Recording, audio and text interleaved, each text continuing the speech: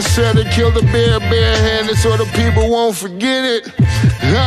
Getting money for our legal to drink. I care what a broke nigga think. Just like the pack of Lewis. Look, everything I do so cold. I can do this, both eyes closed. Too short, I stay on my toes. About that guap boy, anything goes. Help the bear if we outside. Help the bear if we outside. Still tipping, baby, nothing changed. I'm still grinding over here, yeah. Still sliding through my own lane. Shorty, nothing funny over here. Dallas rain everywhere around me. Dream to get money. Made it through the storm, living sunny. Dreams came true, now we eating. I got more dreams to chase, gotta reach them. Trying to put a team together like the Hunger Games. Everybody grinding because we all came from hunger. That's right. Late Ill Kid at OneYoungsta, holding it down. Bringing that StreetGEEK and NERDSoul. What is up, my people? Today, coming with another wonderful episode of That's Right. You best believe it. I ain't gonna tell you no lies. We keeping it real. NERDSoul thumbnails. We talk about animation, anime, tunes, all that stuff. And today,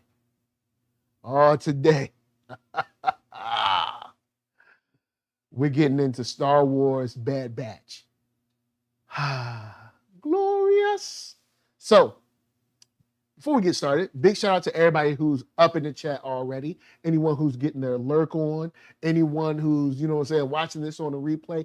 Much love to y'all. Thank you for coming through. Nice to see your sunshiny faces. If you would please, get down on that Help a Brother Out program, that HBO program, by hitting that like, that subscribe, all that jazz. Or, you can hit that dislike too. But if you hit that dislike, I'm going to send Crosshair after you. And Crosshair don't play. Now, before we get started, big shout out to Hannibal Tabu. Should be sliding in through later on the show, so you'll be able to get some dope, how should you say, pontification from that brother. But I want to shout out Thought Crimes real quick. Black Nerd Fridays, D. Neal came through earlier to talk about What If with us. I wanted to give a big shout out to Blurtish. Big shouts to them, man. Them dudes is out there doing their thing. Also, big shout out to the team of Bitter Root. Picked up some Bitter Root yesterday and also picked up Pac Sampson yesterday. So big shout out to the team at 133 Yard, Rashad Dusay, Sanford Green, all those people that do Bitter Root, just, super dope. And it's great to see them. Big shout out to all y'all. Got some more photos and stuff coming from Free Comic Book Day. So it's all dope. But let's get into it. I'll start with this question. Twofold question. One, what did you think about Bad Batch before the season started? Say just from trailers and articles and stuff. And how do you now feel about Bad Batch now that the season has ended? I think I'll start with that question. Hit me up in the comments. We can go back and forth, or in the chat. We can go back and forth and all that good stuff, because I'd like to see if there's any big difference, any variance. And here's why.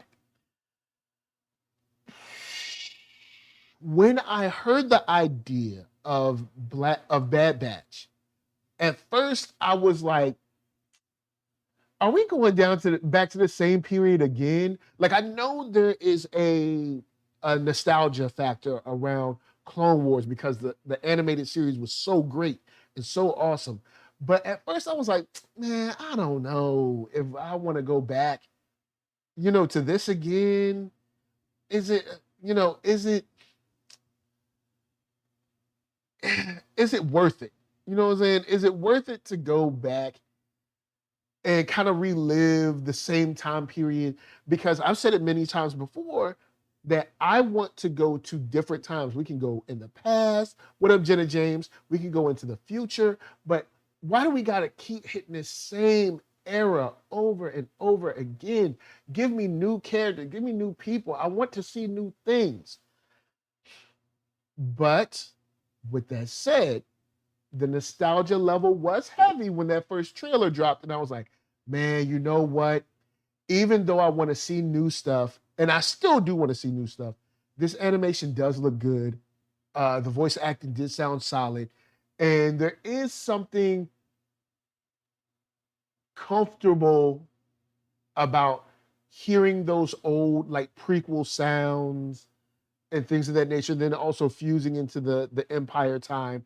So I do understand that the nostalgia factor is real, and it even works on me as well. So that's kind of where I was. I was kind of on the fence. I was like, it looks great, but I really like something brand new.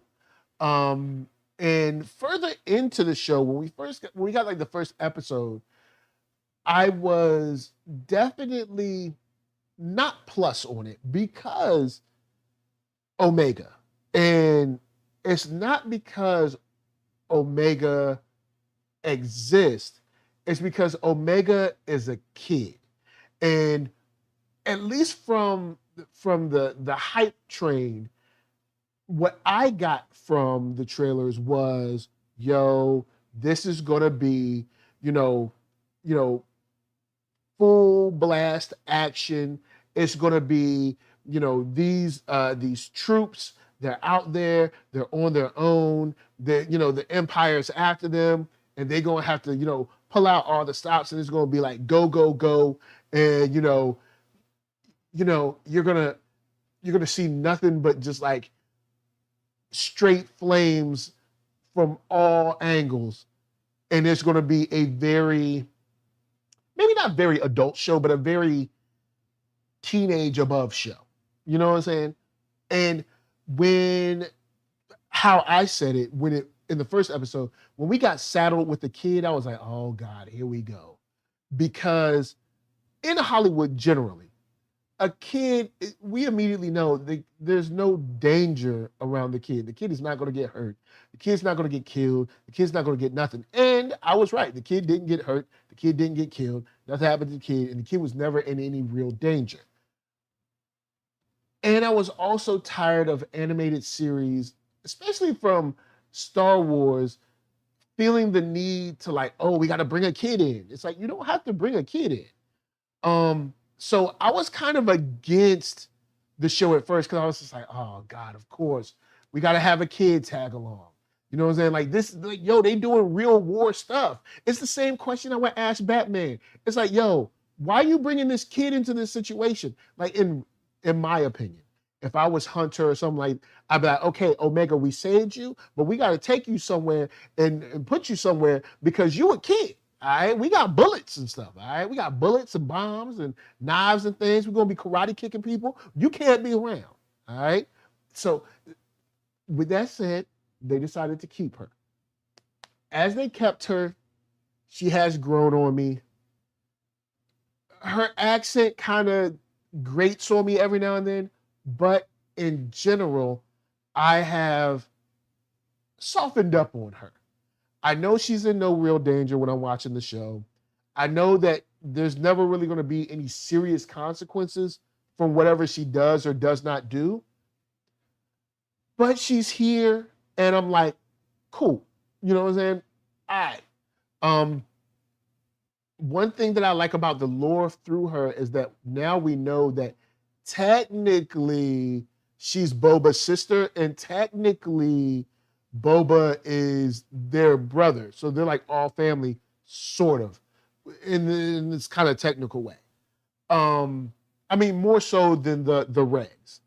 So now, after the season, the way I feel is we got to give it up to the scale of animation quality, voice acting quality, and the ability to kind of reel in a lot of different small threads together into a show that I ended up enjoying, especially on the latter half of the season.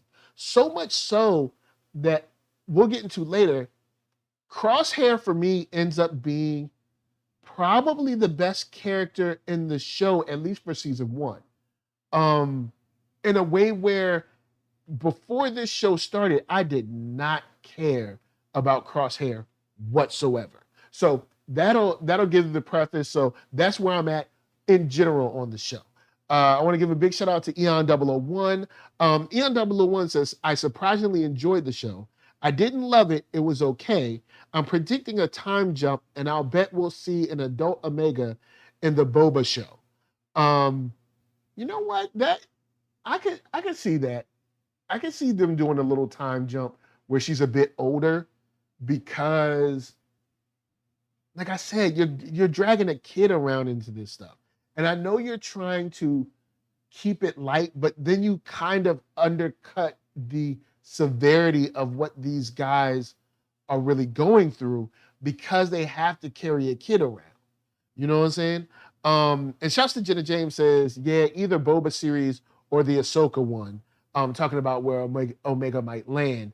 Because I think she's a dope character, and I think her sort of like enhanced ability is really dope. I just don't like the fact that she's like 8 years old or whatever.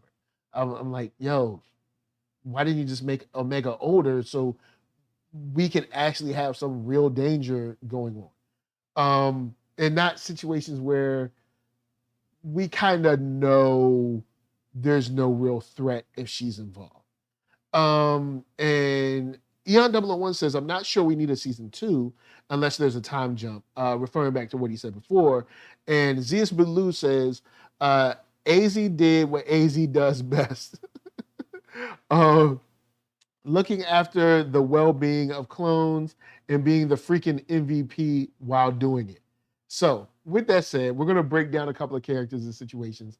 I'm going to start with AZ. You know what? I got to give it to you. I think, especially in the final 2 episodes or final 3, I think the final 2 episodes, AZ does come through in the clutch, man. Like, homie don't go out there snitching to nobody.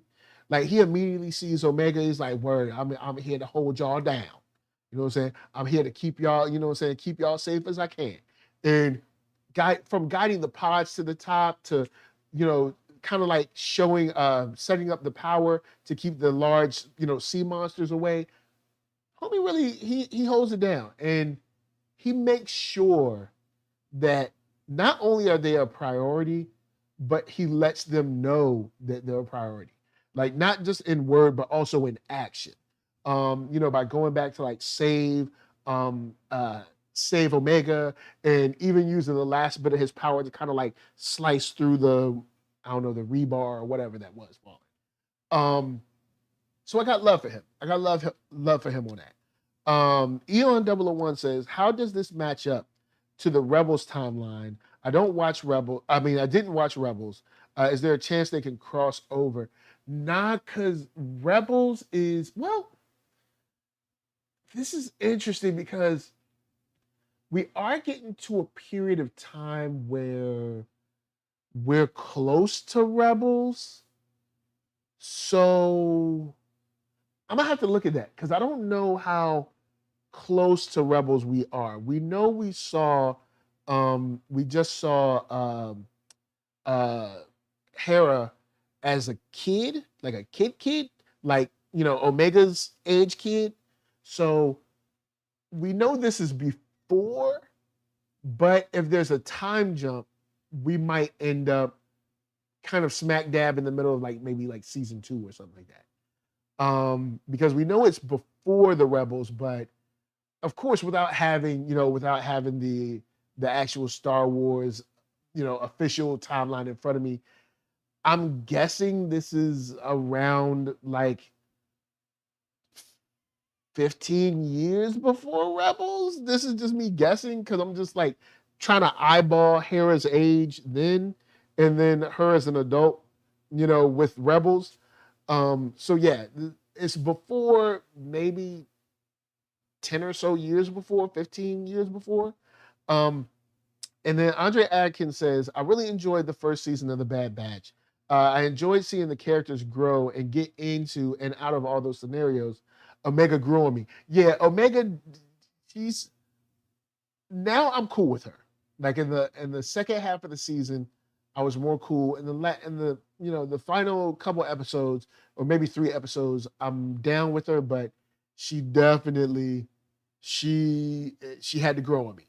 Similar to the way, I mean, no difference, similar to the way Ezra had to grow on me. I was not an Ezra fan for like the first 2 seasons. And then season 3, I was like, oh, okay. But it was just, he was kind of corny in season 1. You know what I'm saying? But let that go. Jenna James says, I love how Crosshair's story is similar enough to Agent Callus's and Rebels to make comparisons, but different enough to make it feel unique and gripping. Unlike Callus, he knows the Empire will only see him as a tool rather than a person, but he seeks belonging in the galaxy, and the Empire's grip on it allows Crosshair to maintain some little bit of power. He also tries to cling to the fact that he is superior to those around him, particularly the Regs. I also love that. Like Callus, Crosshair didn't just drop all of his beliefs and ideals within such a small period of time.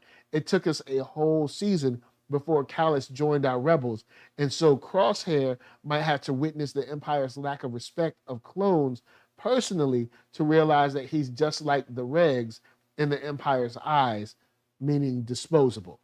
That's a great breakdown, and that's exactly why his character is my favorite. Seeing the turmoil, especially in the second half of the season, and most especially in the final episode, you know that those wheels are turning between, okay, these are my brothers. How much is it the inhibitor chip? How much is it me? Am I right? Am I wrong? Can the Empire be trusted? But I feel, Crosshair, like you said, he feels, I think he also feels like a sense of comfort in the structure of the Empire. Like, because of course he comes from, the military, so there's structure there. You had the Republic, there's structure, and now if you're just on the run, you ain't got no structure. You're just kind of like doing your thing. Even he said, are you letting the kid, make all the calls or call the shots, and stuff like that. So it is very interesting to see his character grow through this, and there's separation, their conflict throughout. There's semi coming together, but then still deciding to side with the Empire. I do think he's going to learn a very hard lesson, which will bring him back to the team. And I do like the fact that the team kind of let him know that the door is open. The door is always open, kind of thing. So I love that. And that's the thing of Brotherhood that kind of brought this season to me in a way where I did not expect. Because like I said, at first, Crosshair was like my least favorite character. And now Hunter is probably my least favorite character. Like I'm just like, oh, Hunter, he's like the leader guy. And now I'm like, yo, Crosshair is like really complex. I mean, like it's got some stuff there. Still waters run deep. What up, Tyler Bennett? Nice to see you in the spot. Yes, I travel from coast to coast. You know what I'm saying? I gotta do the most coast to coast. So let's remark on the Kaminoans for a second, because the Kaminoans should have known way early. It was like the second episode. It was either the second, third episode. No, it was the first episode. The one where didn't Tarkin come through? Who came through and was like, we don't need clones no more. Like, we don't need none of this no more. Whoever came through and was like, we don't need those clones no more. Like, I was like, they're going to kill y'all, right? Like, I was like, because they can't run their Empire army and then have someone with the ability to kind of combat that with clones. You know what I'm saying? They can't keep y'all around. Like the second the Empire took over, they should have grabbed their duffel bags, hit their burner cells, jumped in the whip and bounced. Like I don't know what they thought. Especially like the the mayor of the Camino or the governor or whatever. I don't know what they really thought was going to happen. Like, yo, they're going to kill y'all, right? Like, they're not going to keep you around. They can't afford to keep y'all around. Like, the ability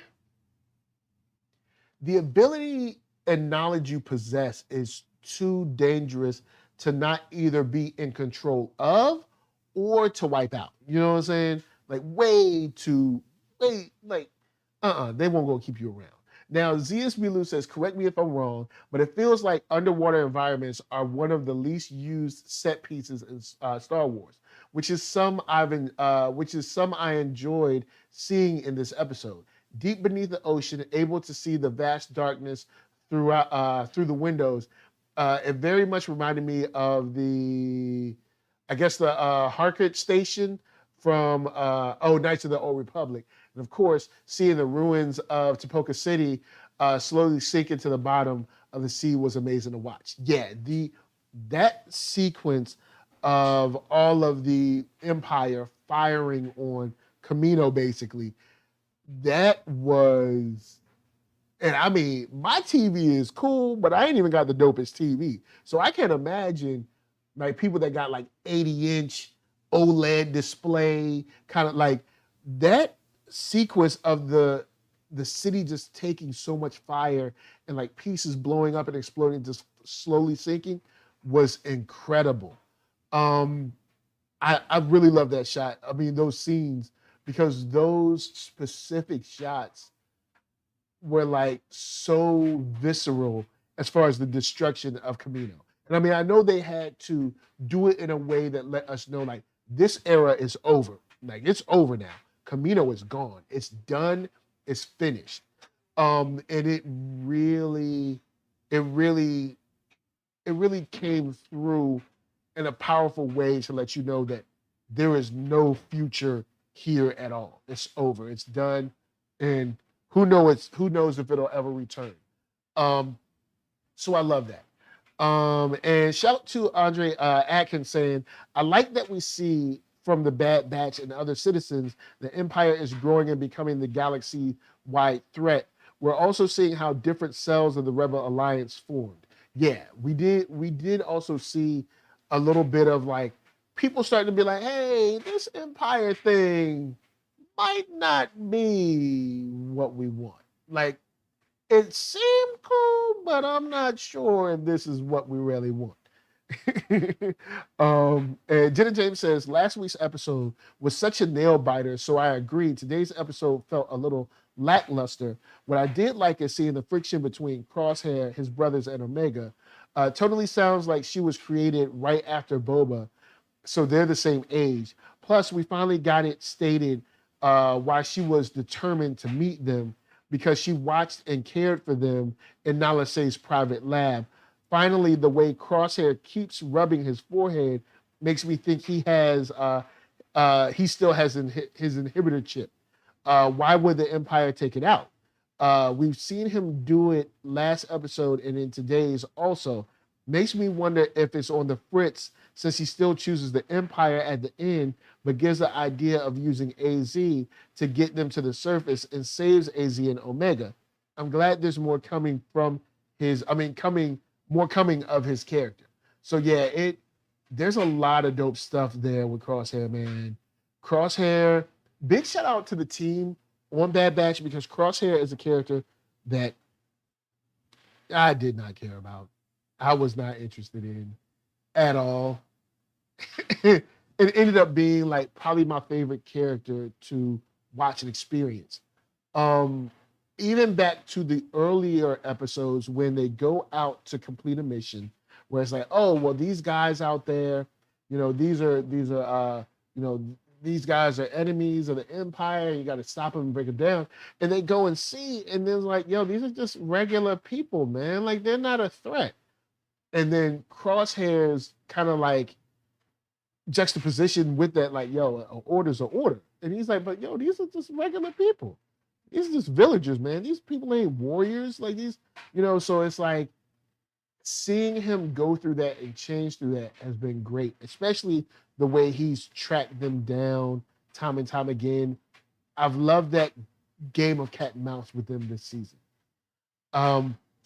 So I also wanted to get onto the whole Huggy Bear situation, of the like, if you do some mercenary work for me, you know what I'm saying, I'll do work for you. It was an okay way to tie in some other aspects of the universe. I wasn't a super fan of it, but I kind of get it. You know what I'm saying? I'm not the biggest fan of like, you know, the seedy, like the seedy like mercenary for hire, you know, person, but we did get some great connections through it, especially when it came to the mission where we met the young ladies that were on Clone Wars with Ahsoka in the final season 7. So I like that. I do like those small pieces. It was just kind of like okay, this is the Huggy Bear of the team, sort of. And Zia says Crosshair feels like the kind of character that will need sense literally beat into him. He and Hunter need to bare knuckle brawl like Roddy Piper and Keith David, and they live. You know what? That might actually happen. Like I think that might actually go on. Man, you took it back on that one. So, all in all, I think the animation is not only up to par, but better than, of course, the early Clone Wars stuff. Even a slight step up, even from season 7 of Clone Wars. So I like that. I like the action we have. I'm kind of down on Omega because with Omega around, there's no real stakes. Hollywood does this thing. Okay. Hollywood does this thing around kids where A, they're never in danger. B, they never make mistakes because any mistake they do make always works out for the good. And C, there's never a time where they have to apologize for doing wrong. Like, say Omega does something and there's really like, you know, like say they're like, hey, Omega, don't go here. And Omega goes there anyway and screws up tons of stuff. Omega will be like, oh, I'm so sorry that I did this. They'll be like, you don't have to apologize. I have to apologize. Like that kind of thing. And it's kind of annoying. And not to say that, you know, I want kids getting killed left and right. What I'm saying is like, just don't put them in there. Because if you put them in there, I'm going to immediately know like, this kid is not in danger. So you have that, but with the animation, the voice acting, also seeing a little bit more into Kamino, which I wouldn't have minded more. I wouldn't have minded more interaction with the Kaminoans and also their back and forth with Finnick, because, you know, Finnick comes out, her, you know, and my absolute favorite, Cad Bane, you know what I'm saying? Cad Bane in the spot, seeing them go towards one another, and then seeing on the back end, Nala says like, yo, look, keep her safe, you know, thank you for keeping her safe, blah, blah, blah, this and the third. So it was interesting seeing that like working dynamic between I guess the governor, Kamino, I don't know, he's the mayor, whatever he is, and then Nala Say and their position and stance on Omega. And I guess we'll find out furthermore why Omega is so important. But knowing now that you have Boba, Omega, and Clone Force 99, I'm super stoked to see what a season 2 might bring, especially if there's a time jump. Let's see. ZSB Lou says, personally, I think AZ should have died, but they clearly have some plan laid out for him if they are keeping him around with all those clone commandos at the end there. I'm really starting to think Delta Squad will make more appearances, if not actually be part of the story. Jenna James goes on to say, honestly, while this season could have been better, I feel like it was solid and set the stage for the rest of the series very well. However, my one big complaint is how dirty they did Echo. No reaction when Rex mentions fives. No reaction when Kamino is destroyed. And did he even have a line in the finale? I get that he's the kind of guy not to dwell on losses and just move on, but for the love of God, give me some Echo-centric stuff next season. Yeah, that was weird. Echo is just like there. Like, I don't, maybe the actor wasn't in studio or something. I don't know. Like, Echo was like there, but he didn't say Jack. Like, everybody said something except Echo, and he's Echo. Now I know he's been changed through the whole thing. You know, that the whole kind of like transformation, I guess you could say, he went through, but he didn't say a word. Shout out to Andre Atkins. This series will probably show the Bad Batch were part of so many events in Star Wars lore, and we didn't know it until now. I hope we see them set up with Rex and Gregor, and they rescue the Depagram wolf.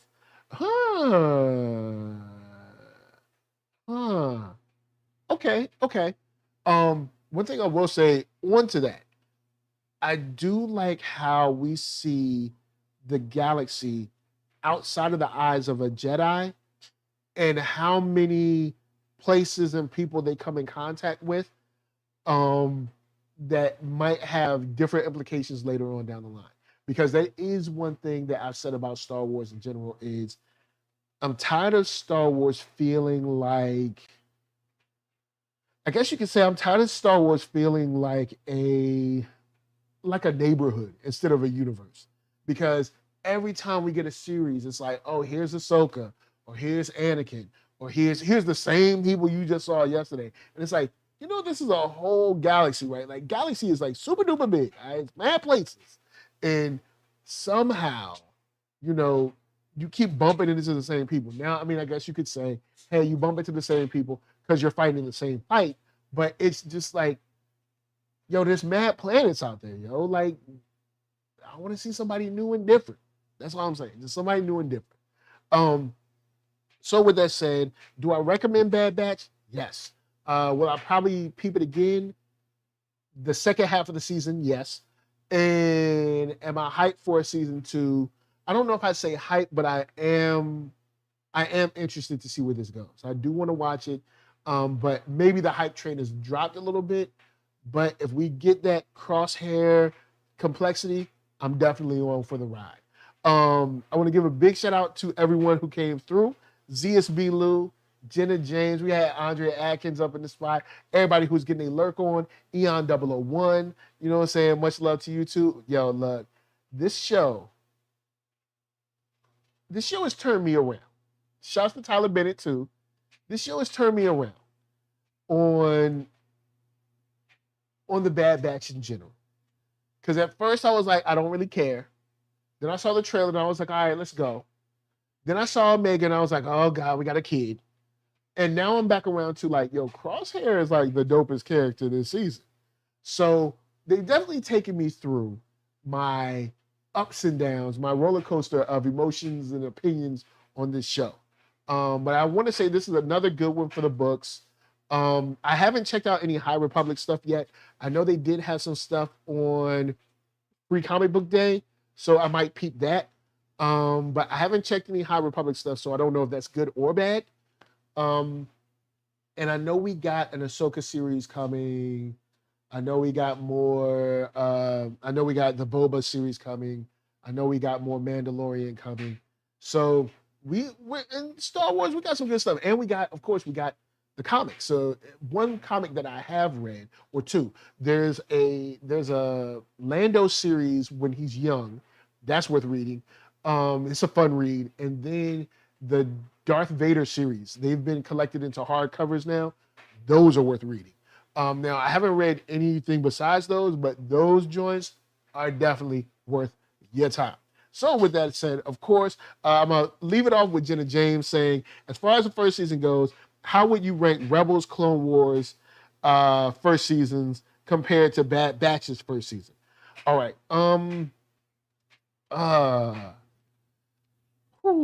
Rebels first season is going to be at the bottom easily because I don't like the art style as much as I like Clone Wars art style. So that's going to be at the bottom. Also, I think due to I think they undercut Kanan and Hera because the relationship that they have in A New Dawn, is it A New Dawn? What's their book? Hold on, I think it's A New Dawn. Uh, yeah, I think it's A New Dawn. The one, yeah. They undercut the characters they create in A New Dawn. And then, so when the animation comes out, you're like, hold up, like, wait, this isn't like how they are. You know what I'm saying? But at the same time, I also understand a lot of people don't read the novels no way, so I guess it kind of doesn't matter. But if you're going to say all of this stuff is canon and all this stuff comes together, it seems weird when the book, they're one way. They're definitely very, very much settled in being a couple. And then you get to the animated series, and it's like this ambiguous thing where it's like, are they a couple? Are they not? I don't know what they're doing. And it's like all the way to the end of the show till you get a kiss. It's weird. But anyway, Rebels would be on the bottom. Bad Batch or Clone Wars. You know what? Because you know what? Okay, I'll say this. Bad Batch and Clone Wars both have an annoying kid. You got Omega and you got Ahsoka, because I did not like Ahsoka at first. But one thing I will say about Ahsoka's character journey and development is that by the time she left the Order, she was my favorite Jedi. So it's tough because I have all these like emotions around Ahsoka, but the kid Ahsoka I didn't like. So now we're down to who do I like? Who do I like least? Because around it you have both seasons of Clone Wars and Bad Batch. Both of them have tons of action, and you know I love my action. I'm not going to really talk about animation because it's a little unfair. So I'm gonna try to stick to what happened and kind of like the narrative. This Clone Wars had a larger implication because you were dealing with the Emperor and stuff. Jenna J said, Mike said, don't worry about them kids. Oh man, so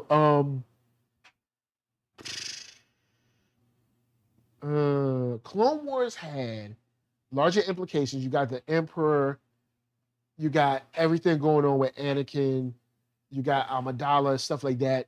But I think I might enjoy, you know what? I think I might enjoy a much smaller story in Bad Batch.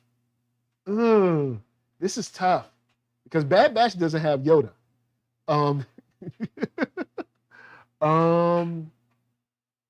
You know what? I'm gonna go with Clone Wars because Clone Wars had Mace Windu, and there was like nary a black person in Bad Batch. So now I think there was yeah, I think there was like one black person in the joint. But no, all jokes aside, I might edge. I might edge Clone Wars above Bad Batch because even though I do like a smaller story, sometimes with Clone Wars, there were so many different journeys and paths that we went down. Had one of my favorite villains with Ventress. Had so much gems dropped with Yoda. I think I'm gonna go, even though, you know what I'm saying, you got young Ahsoka, I think I'm gonna go with the original Clone Wars. And yeah, I'm gonna go with Clone Wars instead of Bad Batch. Now, Andrea Atkins, I say the two sisters were in Bad Batch. Those two sisters, are they ADOS? Do we not know? I just playing.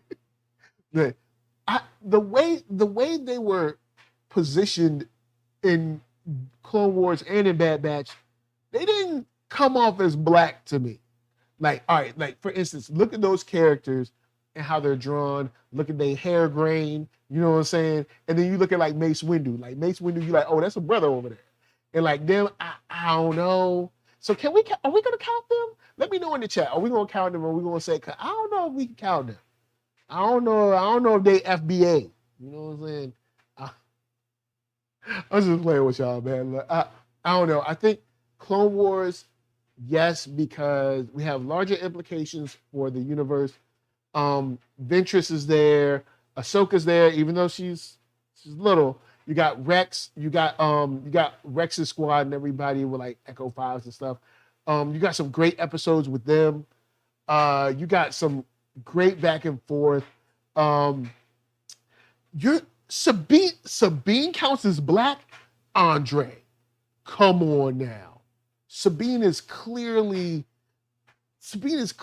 like, I don't know, like Asian or like, I don't know, Hawaiian or something. This is no diss to the AAPI community. I'm just going from the looks and when you see her and then you see her mother and brothers and stuff, I do not get a black vibe from Sabine. All right, stop it. All right, we ain't gonna. Look, I love Sabine too. She's really cool. She blows things up, and she's a Mandalorian. What's not to like? But you know what I'm saying? I can't give you Sabine. Shouts to Eon Dolo one saying, I think those sisters were Mexican. You know what I'm saying? Or, yeah, ZSB Lou said Native American, something like that. You know, Sabine might be Native American. And like those sisters, they like Mexican or something. I don't know. Maybe they're Colombian or something. I don't know. But anyway, with that said, Jenny Jane said Pacific Islander. Yeah, something like that. You know what I'm saying? Look. I'm just saying, we can't just be putting that on everybody. Then, you know, Star Wars gonna be coming out with the Rachel Dolezal, you know what I'm saying, trying to be down. I'm just saying we gotta just be like, yo, look, you know what I'm saying? You cool, we like you. You just can't count you. So, NERD, SOUL, Facebook, Instagram, Twitter, all them places, hit that thumbs up if you like what you see. Hit that thumbs down if you don't. If you hit that thumbs down, I'm going to have to sink you like Camino, man. I'm just going to be like, and you're going to be in the water like, oh. But, you know what I'm saying? We hope you don't do that. Thomas D, Thomas D just came up in here. You know what I'm saying? Like, look, we have talked about the whole show, talked about people being black and not black, and here you come. Now, so with that said, of course, podcast for listening. Got Spotify for that music. I'm gonna leave y'all with some PL Parker Lewis and leave y'all with some Arcatron. Of course, may the force be with you. Like Andre Atkins said, you know I love that Star Wars. So whenever I get a chance to talk to it, I am down. Of course, from us to you, thank you for watching and peace. The Wu-Tang, man, look, I tried to tell a kid earlier to not go to summer school this year because all he needed was the knowledge in the Wu-Tang CD. You know what I'm saying? Because Wu-Tang is definitely for the children. So, of course, until next time, PL Parker Lewis, take it away.